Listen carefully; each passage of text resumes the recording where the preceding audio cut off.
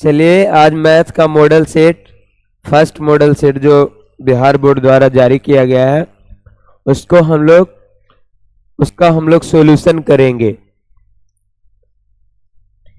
हंसो नहीं ज्यादा।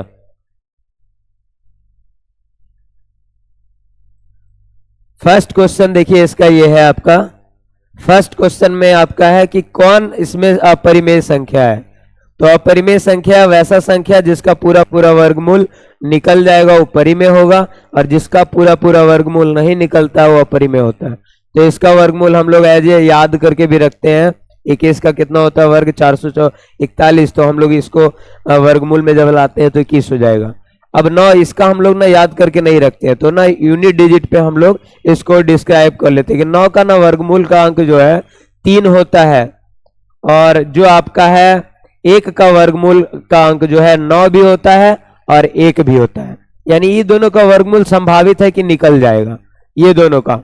लेकिन इसका जो है जिसका यूनिट डिजिट 2 होता है उसका ना वर्गमूल वाला जो इकाई अंक है वो डिस्क्राइब नहीं है, मतलब वर्णित नहीं रहता है, तो इसीलिए इसका नहीं निकलेगा। और जिसका पूर्ण वर्गमूल ना निकले वही क्या होता है, अपरिमेय संख्या होता है। तो ये हो जाएगा डी आंसर हो जाएगा आपका। अगला, दो घनात्मक पूर्णांक की लसा और मसा समान हो तो संख्याएं होगी। हम इसका एक एग्जांपल ले लेते हैं। कोई दो संख्या की लसा मान लेते हैं, एलसीएम किसी का 4 है, एचसीएफ भी आपका क्या है उसका 4 है।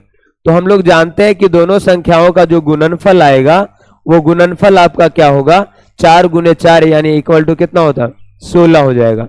अब 16 जो होगा वो क्या है, ऐसे लिखा जा सकता है। 16 को देखिए कैसे रिप्रेजेंट कर सकते हैं, 1 गुने 16, 2 गुने 8, 4 गुने 4।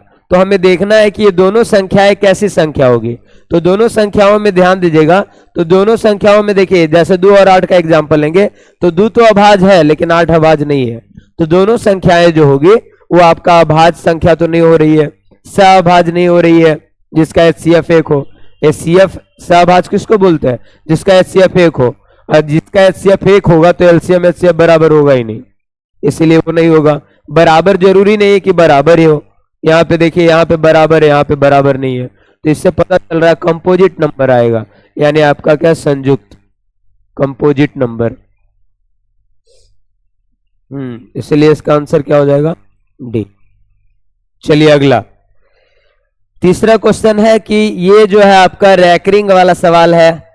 बोला जा रहा है 0.001 पे और यहाँ पे लगा हुआ रैकरिंग। अब बोला जा रहा है ये रैकरिंग किसके बराबर है। तो देखो इस तरह के सवाल को हम लोग कैसे सॉल्यूशन में लाते हैं। ये वाला सवाल को हम लोग सॉल्यूट कैसे करते हैं ये जाने हम लोग।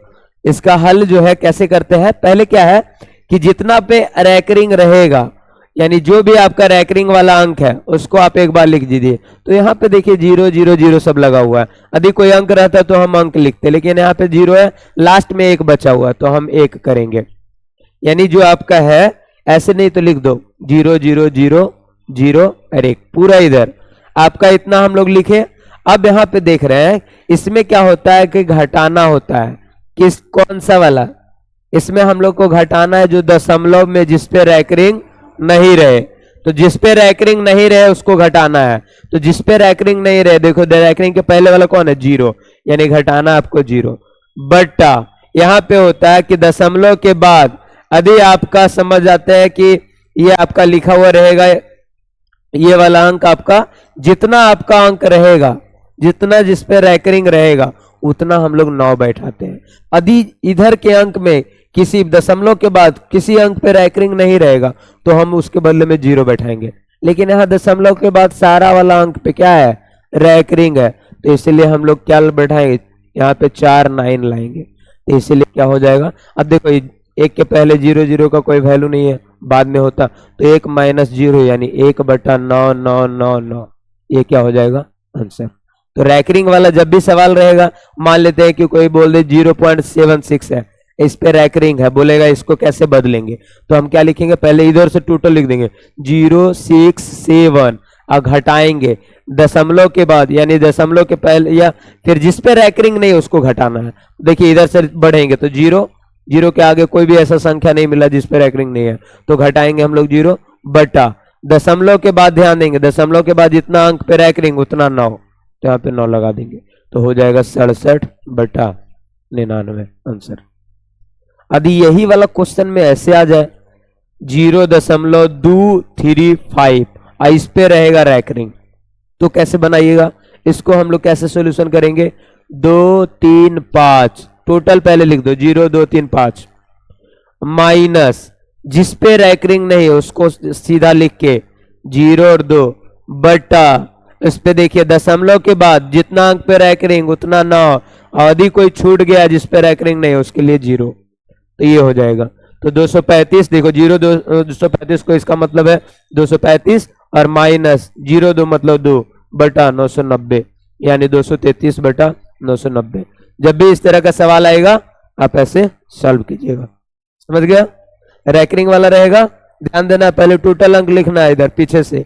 यही वाला क्वेश्चन में 0 कहीं पे लगाया है, यहीं पे लगा दे 1.43 इस पे रैकरिंग, तो कैसे बनाएगा, पहले लिखेंगे 143 टोटल, यहाँ टोटल अंक लिख देना है पहले, माइनस जिस पे रैकरिंग नहीं है उसको घटाएंगे बटा दशमलव के बाद, यानी 142/99। ऐसे हम लोग क्या करेंगे इसका सॉल्यूशन कर लेंगे। चलिए अगला क्वेश्चन है, किसी पूर्णांक m के लिए विषम संख्या का रूप है। अब जैसे किसी पूर्णांक m के लिए बोला जा रहा है विषम संख्या का रूप कौन सा होगा, इसमें देखिए ध्यान देंगे यहाँ पे m कोई भी आपका पूर्णांक ऐसे डायरेक्ट लिखा रहे जिसमें अंक गुना नहीं रहे, वो दोनों हो सकता है, सम भी होगा विषम भी होगा। m है आपका वनली लिखा हो तो m का मान कुछ भी हो सकता है, 1 2 3 कुछ भी हो सकता है, तो ये सम भी होगा विषम भी होगा, लेकिन कह रहा है वनली क्या विषम चाहिए हमें। तो विषम के लिए हम लोग क्या करेंगे, यहाँ पे देखो विषम के लिए हम लोग एक एक करके जाएंगे। जैसे यहाँ पे मान आई यहाँ पे m+1 है तो m+1 वाला में जाएंगे तो m का मान अभी बताया सम या विषम कोई भी आ सकता है, तो सम में विषम जुटेगा तो विषम भी आ सकता है और सम भी आ सकता है यहाँ पे। तो दोनों जैसे कि m का मान यदि हम 1 रखेंगे तो 1 + 1 = 2, क्या आया सम, 2 + 1 = यदि हम m का मान 2 रखे तो क्या आया विषम। यानी ये कह रहा है ये क्या आ रहा है, सम भी आ रहा है विषम भी आ रहा है, तो इसलिए ये तो होगा नहीं। हमें कह रहा ओनली विषम वाला चूज कीजिए, तो हम लोग ऑप्शन से ही देखेंगे। इसमें पहले डायरेक्ट जब ऐसे वाला आएगा ना जिसमें वो m रहेगा वो आंसर नहीं हो पाएगा क्योंकि वो डिसाइड नहीं हो पाता है। अब यहाँ पे आया 6m और 6m+1 यही दोनों में होगा, तो मान रख के चेक कर लेना। 6m का मान 1 2 3 अपने मन से रखो, 6 कम 6 6 दूना m का मान बढ़ाते जाओ 12 6 तिया 18, देख रहा है इधर सब में क्या आ रहा है सम, यानी इसका मतलब है कि 6m हमेशा क्या रहेगा सम। अब देखते हैं यहाँ पर 6m+1 इस पे भी बैठा के देखो, m का मान 1 बैठाना तो 6 × 1 + 1 तो 6 1 7, 6 × 2 + 1 6 दूना 12 और 1 13, 6 × 3 + 1 6 3 18 और 1 19। यहाँ पे देखिए सब में क्या आ रहा है, इसीलिए कौन होगा। जब भी इस तरह का सवाल रहेगा माइंड में आपका m का मान बैठाना, और ध्यान रखना m का मान यदि खुला हुआ रहे उसके पीछे या मतलब आगे में अंक नहीं लगा रहेगा तो आंसर नहीं होगा। आंसर होगा जिसमें अंक लगा रहे हैं, और उसके बाद हम लोग जाके उसमें चेक करेंगे m का मान रख के, m का मान 1 रखे, क्या किए 3 ही मान रखना 1 2 3 1 2 3 पे चेक हो जाएगा अपने आप खुद ब खुद। ऐसे करके हम पता कर लिए कौन सा हो जाएगा आंसर, डी नंबर। अगला देखो यहाँ पे कह रहा है कि 5 नंबर में a बराबर इतना है, b बराबर इतना, c बराबर है Lasa ABC 3 to the power 4 है,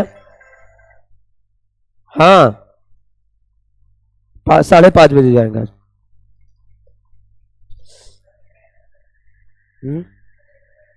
कोई दिक्कत नहीं है, रिकॉर्ड हो गया तो क्या है, अपना क्लास है उसमें कोई दिक्कत नहीं है। रिकॉर्ड वाला क्या करेगा, हमको हम लोग पढ़ा रहे हैं पढ़ते हुए लाइव में, तो चलो देखो ध्यान से, a बराबर 3 का स्क्वायर गुने 5, b बराबर 3 गुने 5 का स्क्वायर गुने 7p है, ऐसे लिखा हुआ p है, ठीक है।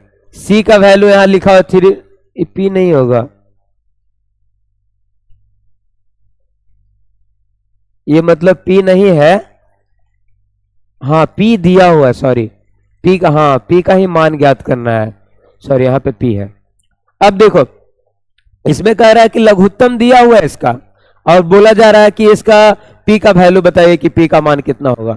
हम लोग फिर से यहां लिख लेते हैं पहले समझने के लिए। ए बराबर 3 का पावर 2, बी बराबर 3 टू द पावर 2 गुने 5 है, बी का मान 3 गुने 5 का स्क्वायर और साथ में है 7 का पावर पी, और सी का वैल्यू है आपका सी बराबर है 3 का पावर 4 गुने 7 का पावर क्यू।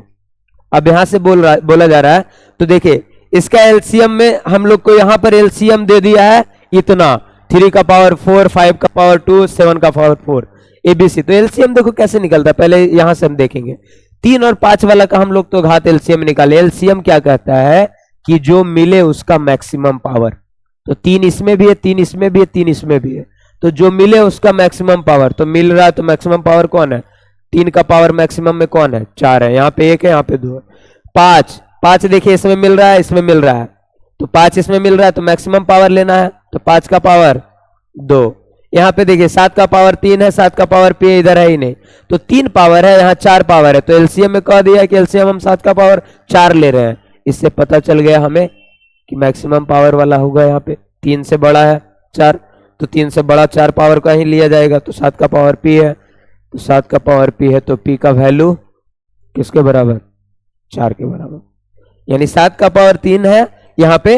यदि यहाँ पे 5 रहता, यहाँ पे यदि 5 रहता तो एलसीएम में आपको 4 नहीं देता, 5 दे देता। ठीक, एलसीएम में यानी बड़ा पावर लेना है, 7 का ले रहे हैं तो आप बड़ा ले दें, तो 7 का बड़ा है तो 3 से बड़ा आपका यहाँ पे होगा पावर, यहाँ पे 4 दिया हुआ है तो 7 का पावर 4, तो 4 हो गया। यही आपका यदि 5 वाला रहता ना तो ये वाला मैथ में पी का मान नहीं पूछता। तो ये हो जाएगा आंसर नंबर कौन सा हो जाएगा, 4। समझ गया। इसमें मैक्सिमम पावर लेना होता है कि सबसे बड़ा पावर कौन है, तो 3 था, यहाँ पे पी का पावर 4, एलसीएम में निकाल के दे रहा है आपको कि 4 एलसीएम आ रहा है 4, यानी यहाँ का पावर 4 जरूर था, इसीलिए हमने पी का वैल्यू कितने लिया, 4। आगे देखो इसमें यहाँ पे वही है, इसमें बोला जा रहा है कि परिमेयकारी गुणक 81 का बोला जा रहा है परिमेयकारी गुणक क्या है, यानी आपका इसका वैल्यू ही निकाल लो, सीधी सी बात है। 81 का वैल्यू हम लोग को निकालने के लिए बोला जा रहा है, यहाँ पे ध्यान दीजिएगा, और पावर लगाया 3, तो यहाँ पे देखिए 81 को तोड़िए पहले, 81 का बोला जा रहा है तो हम 81 को पहले तोड़ लेते हैं ऐसे 3, यहाँ पे 81 को ऐसे लिख रहे 3 तिया 9 तिया 27 तिया 81। अब हमें बोला जा रहा है यहाँ पे देखो लाना है हम लोग को जोड़ा में, 3 का जोड़ा लगना चाहिए, तो 3 का जोड़ा लगना चाहिए, तो एक जोड़ा तो लग गया 3 पर, यहाँ पे 3 लगा हुआ है ना, तो 3 का जोड़ा चलता है, तो 3 का लग गया। अब एक मेंबर और है, कितना खोजना पड़ेगा, और हमें 2 गो और 3, 3 गुने 3, 2 गो और 3 यानी 3 तिया 9, 9 वाला हमें खोजना होगा, तो ये 9 है ही नहीं, ये है ही नहीं, ये 3 है, ये है ही नहीं, कौन हो जाएगा, ऑप्शन नंबर ए। परिमेयकारी गुणक बोलेगा पूरा करना है, और कौन सा है यहाँ घात देखना है, 3 घात करेगा तो 3 3 का जोड़ा चाहिए, तो 3 का जोड़ा एक लग गया, एक एक्स्ट्रा बच गया, एक्स्ट्रा जब बच गया तो हमने क्या किया, इसका भी 3 करना था, तो एक पहले से है तो हमारे पास 2 और चाहिए था। वही पूछता है कि कितना का जरूरत था, तो कितना का जरूरत था, 9 का, 3 तिया 9, 9 रहेगा, यदि 9 रहता तो दोनों का जोड़ा लग जाता 3 3 वाला। तो ये हो जाएगा आपका 81 का, ये ऑप्शन नंबर कौन सा हो जाएगा, सी नंबर। चलिए अगला, ये क्वेश्चन है फिर लसा और मसा से रिलेटेड है, यानी लघुत्तम और महत्तम से रिलेटेड है आपका।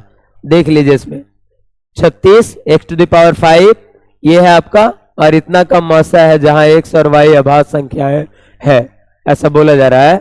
तो बोला जा रहा है इसका महत्तम निकालना है हम लोग को।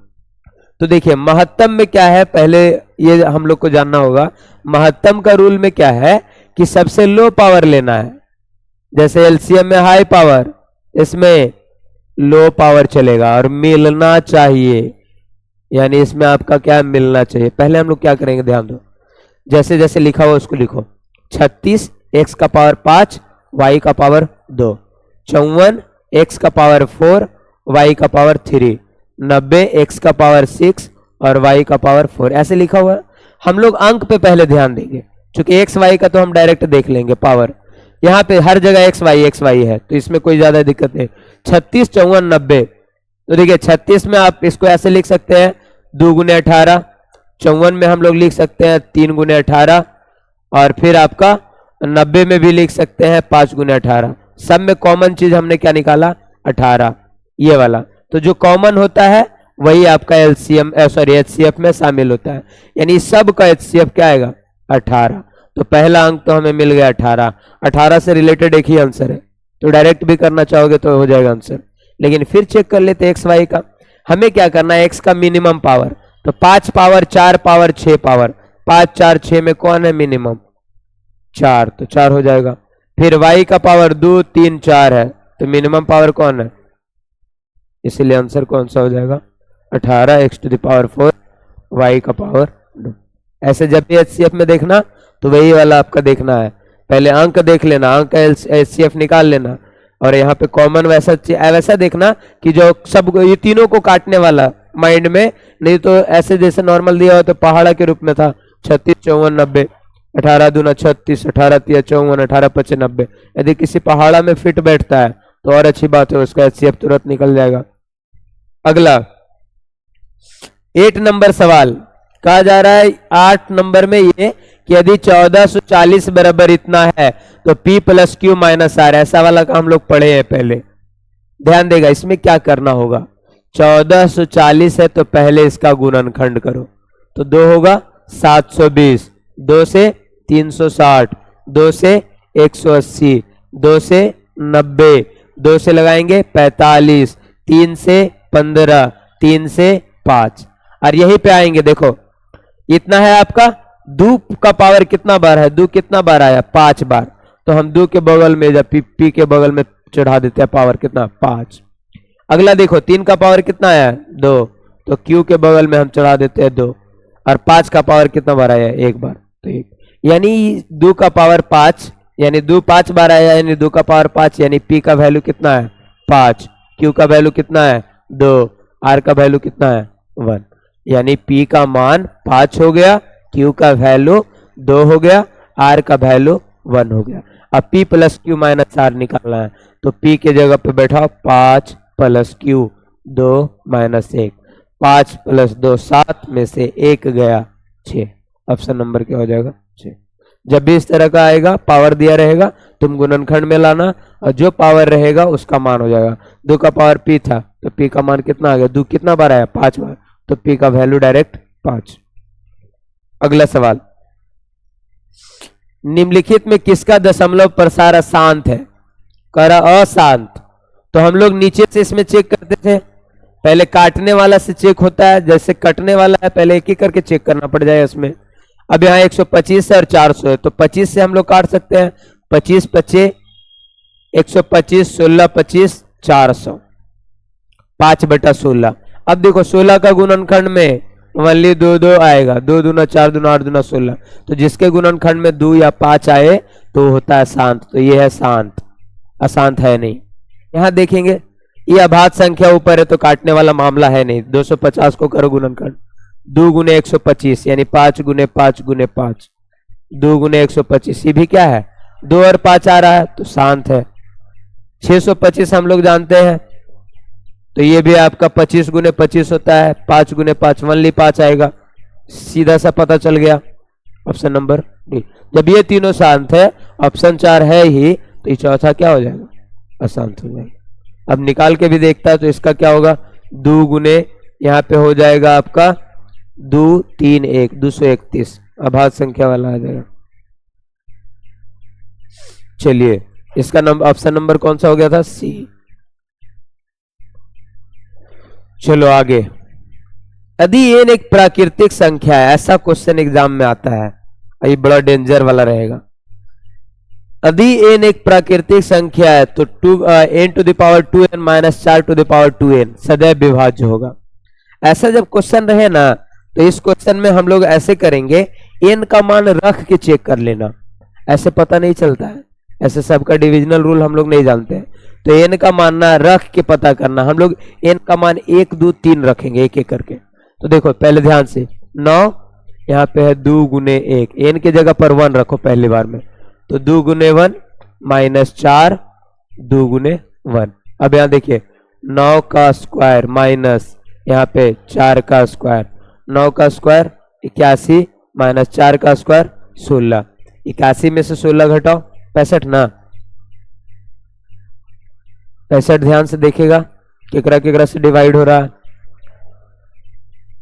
हाँ 5 से भी हो रहा है, 13 से भी हो रहा है, 5 और 13 दोनों से हो जाएगा, इसलिए 65। अब एक बार और चेक कर लेना, 9 गुने 2 का पावर 2, ऐसे आंसर यहीं से आ गया है, लेकिन यहाँ पे चेक कर लेंगे माइनस 4 गुने यहाँ पे हो जाएगा 2 गुने 2 इतना। अब यहाँ 9 का पावर 4 माइनस 4 का पावर 4, यहाँ पे हो जाएगा 9 का पावर 4 कितना हो जाएगा, 9 9 81, 9 729 हो जाता है गुने 9, 9 9 81 हो जाएगा आपका, 2 9 18 8 26 हो जाएगा, और 7 9 63 और 2 65 हो जाएगा। माइनस 4 का पावर 4 16 16 256, घटा के देखेगा ये भी घटेगा, ये भी किससे कटेगा, 13 और 5 दोनों से। तो ऑप्शन नंबर सी। अब कितना घटाएंगे उसमें, एक ही पे चेक कर लेना। अगला 65 और 117 का मासा 65 n माइनस 117 के रूप में है, तो n का वैल्यू बताइए। अब यहां पर ऐसे समझिए कि ये बोला जा रहा है कि 65 n माइनस 117 के रूप में है, तो n का वैल्यू ज्ञात कीजिए। यहां हम लोग चलेंगे, देखो 65 और 117 का मासा क्या होगा, दोनों का महत्तम समापवर्त निकालो, तो 13 पचे 13 नवा, जब एक के पहाड़ा में मिलता है तो आसान हो जाता है, यानी 13 का गुणक में होगा, हम लोग को पता चल गया 13 के गुणक में होगा। अब 65 n है, यहां पे ध्यान दीजिएगा, 65 n माइनस 117 बराबर, यहां पे क्या करेंगे 13 लगा दो, 65 n बराबर 117 को इधर लाओ, तो 13 प्लस 117 कितना 130, 65 n बराबर 130, 65 दूना 130, n का वैल्यू 2 हो जाएगा। कैसे किए हमने, ये दोनों का मासा निकाल लिया। मासा कैसे नहीं, मासा निकालने का पहले पहाड़ा ढूंढो, पहाड़ा मधी मिल जाता है, जैसे 13 का पहाड़ा मिल गया, 13 पचे 65, 13 17 हो जाते, 13 हो गया इसका मासा, सीधी सी बात। अब 13 हो गया, बोल रहा है कि 13 किसके बराबर है, 65 n माइनस 117 के बराबर है, तो 65 n माइनस 117 का 13 लिख दिए। अब 65 n बराबर 13 प्लस 117 कितना हो गया 130, 65 दूना 130, n का वैल्यू 2। अगला दशमलव प्रसार दशमलव के कितने स्थानों बाद शांत होगा, ऐसा जब भी क्वेश्चन रहेगा कितने स्थान बाद शांत होगा, तो ये आपका क्या करना पड़ेगा, डायरेक्ट निकालना पड़ेगा, यानी ये वाला जो वैल्यू है वो निकालना पड़ेगा। 141 120 से डिवाइड, 120 से कम 120, कितना बचेगा 21, 120, यहाँ पे 21 पच्चीस 105 होता है, 105 यहाँ पे हो गया 15, और अरे ये कौन सा है, ये तो आगे हम चल गए, एक मिनट, तो HCF निकालने चले गए थे, भागा देना है। 141 में 120 से एक बार में लगाएंगे 120, कितना हो गया आपका 21, दशमलव लगाना पड़ेगा क्योंकि 21 में तो लगेगा नहीं जीरो, तो 120 से कम 120, यहाँ पे ये आपका हो जाएगा जीरो, यहाँ पे हो जाएगा आपका, उल्टा पूछना चाहिए था, कितने के बाद अशांत हो जाएगा, अच्छा ठीक है, यहाँ पे हो जाएगा 11 में से 2 गया 9, ये कट गया, फिर यहाँ पे लगाओ जीरो, तो 120 छक 120 सत्ते 12 सत्ते 84, 12 सत्ते 84, 840, जीरो 10 में से 4 गया 6, कट जाएगा, यहाँ पे लगाएंगे 120 बचे 600 ना, दशमलव के बाद कितने अंक का स्थान के बाद शांत हो गया, दशमलव के बाद अंक पूछ रहा था इसमें कि कितने अंकों के बाद ही गायब हो जाएगा, यानी इसका डिवीजन बंद हो जाएगा, तो 3 अंक के बाद। चलिए आगे, अगला क्वेश्चन बहुपद में है क्वेश्चन कि px और qx का मासा सिक्स एक्स माइनस 9 है, तो पी एक्स और क्यू एक्स हो सकते हैं। यानी बोल रहा है कि दोनों का मासा जो है 6x माइनस 9 है, तो कौन कौन हो सकता है? मासा पी एक्स और क्यू एक्स हो सकते हैं। दो संख्या कौन कौन होगा जिसका एचसीएफ कितना आना चाहिए? 6x minus 1। तो देखो 6x माइनस 9 कौन काट देगा? 6x माइनस 9 से कटेगा, देखो तो कटेगा? नहीं कटेगा, कट जाएगा। जो दोनों को काट दे, लेकिन इसको नहीं काट रहा है, इससे दोनों को कटना चाहिए, तो ये कट रहा है, ये नहीं कट रहा है, यानी ये वाला आंसर नहीं होगा। दोनों को जो काटे, देखो कटेगा इसको? नहीं कटेगा इसको। देखो 6x से हमें, और 6x का डिविजनल मिल ही नहीं रहा है, तो हम पहले क्या करते हैं, इसको ना तोड़ लेते हैं। 2 से आपका कॉमन ले लेंगे हम लोग, 3 कॉमन ले सकते हैं इसमें, तो 3 कॉमन लेंगे तो यहाँ 2x हो जाएगा माइनस 3।